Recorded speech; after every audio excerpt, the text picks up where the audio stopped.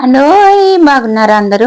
ఈరోజైతే ఎప్పుడు వర్షాకాలం వచ్చినా తాటికాయలు ఎప్పుడు పడతాయా అని వెయిట్ చేస్తా ఉంటా అండి. ఆ తాటికాయలు పడగానే తాటరట్టు కాల్చుకుంటాం, తాటిగారెలు వేసుకుంటాం.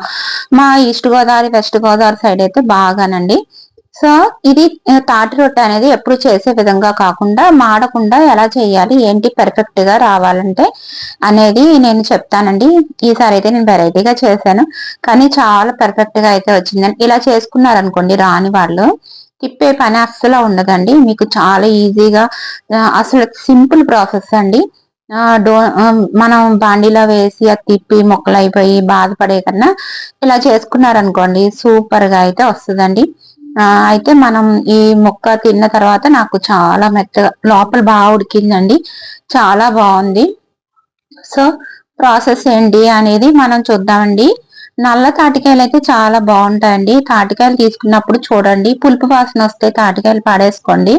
పులుపు వాసనొచ్చినియి కొనుక్కోకండి. మంచిగా తీపి వాసనయితే రావాలని నాకు నల్ల తాటికాయలు పెద్దగా దొరకలేదు. ఇవే తీసుకున్నాను. నల్ల తాటికాయలు తీసుకున్నారనుకోండి తీపి ఎక్కువుంటది ఆటిలికి. సో, చెట్టుకాయలు ఇవే పండియని ఇవే తీసుకొచ్చాను. పర్లేదులెండి ఇవి కూడా కొంచెం తీయగానే ఉన్నాయి.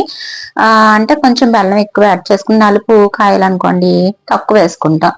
సో, ఇవన్నీ ఇలాగా పైనున్న తొక్కంతా తీసేసి కొంచెం నీళ్లు రాసేసి దాంతోటి మధ్య మధ్యలో నీళ్లు తడుపుకుంటా మన పేషం అయితే తీయాలని పేషం అంటే ఏమీ లేదండి. దాని పల్ప్ లోపలున్న గుజ్జు బయటికి తీయడం అన్నమాట.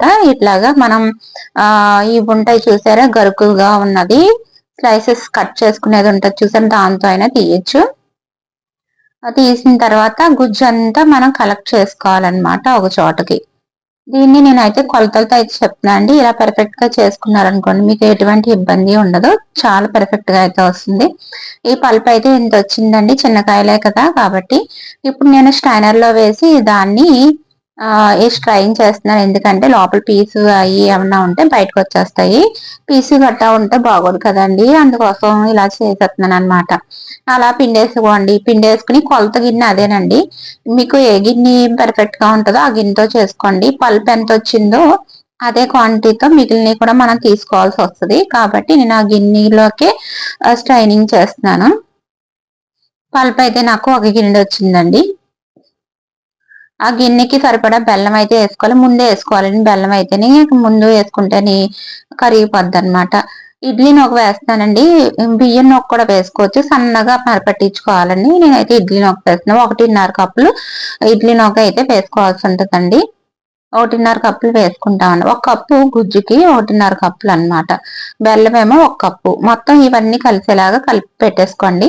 మళ్ళీ కొబ్బరి కూడా వేయాల్సొస్తదండి. కొబ్బరేసుకుంటే భలే కమ్మగా ఉంటదండి బాబు! చాలా బావుంటది.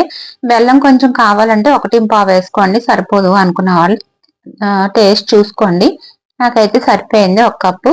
ఒక కప్పు కొబ్బరి కూడా వేసానండి. యాడ్ చేశాను. ఇలాగ గట్టిగా అయితే ఉండకూడదండి. కొంచెం వాటర్ యాడ్ చేసుకోండి. కొంచెం వాటర్ యాడ్ చేసుకొని ఈ కన్సిస్టెన్సీలో అయితే మనం కలుపుకోవాల్సుంటది. చూపిస్తానుండండి. దీన్ని కాసేపు మనం ఇదిగోండి ఇలాగా కొంచెం వాటర్ అయితే యాడ్ చేశానండి. ఇలాగే ఈ కన్సిస్టెన్సీ అయిపోయిన తర్వాత మూత పెట్టేసి ఒక అరగంట పాటు రెస్ట్ ఇచ్చేసేయండి.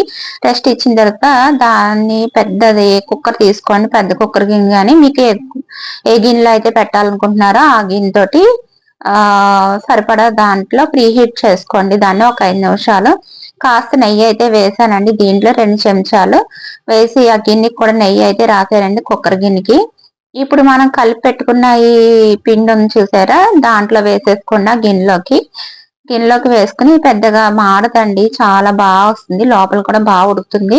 5 నిమిషాలు ప్రీ హీట్ చేసిన తర్వాత ఈ గిన్నెనైతే పెట్టేసి పైన మూత పెట్టేసి